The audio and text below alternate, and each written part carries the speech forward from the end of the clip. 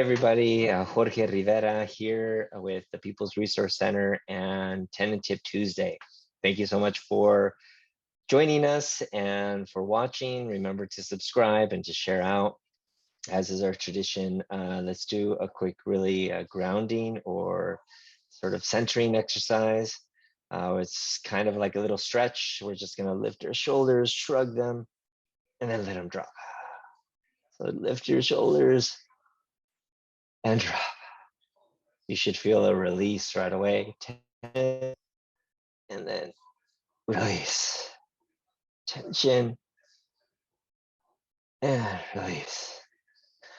Ooh, you can really shake your neck, stretch it, just be gentle.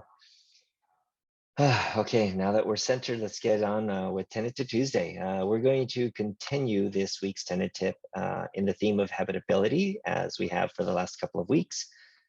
We talked about writing a letter collectively and documenting your request for repairs and maintenance.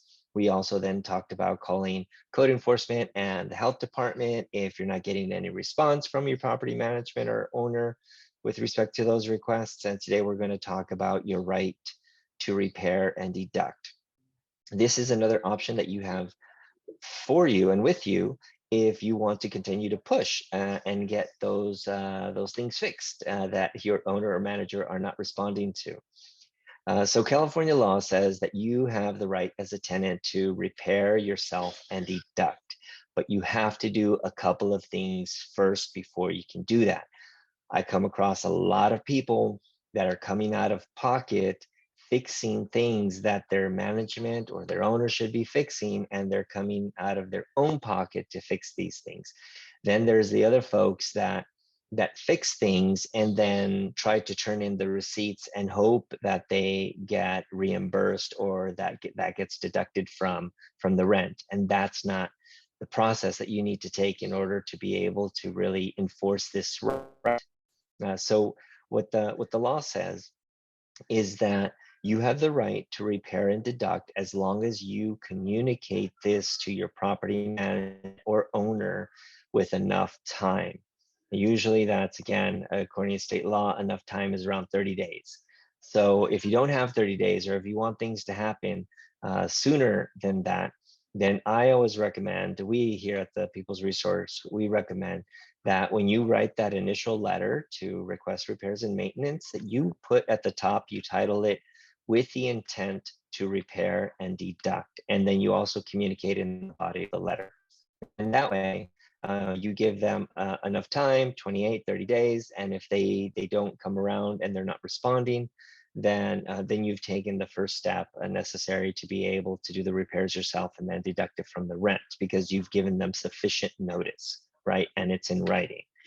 Now, the other thing that the law says is that you can only do this 2 times a year. And every time that you do it, it cannot be more than 1 month's worth of rent. So if your rent is $1,000, your repairs and your maintenance costs cannot exceed more than $1,000. And if they do, then you can't deduct more than $1,000 from your rent. And you're allowed, again, to do this 2 times a year.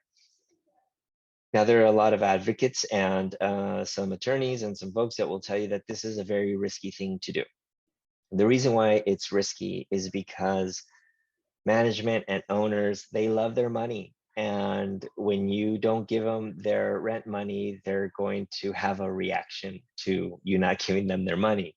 And unfortunately, there's nothing in the law that says that they cannot try to go ahead and evict, even though you're within your right to do so.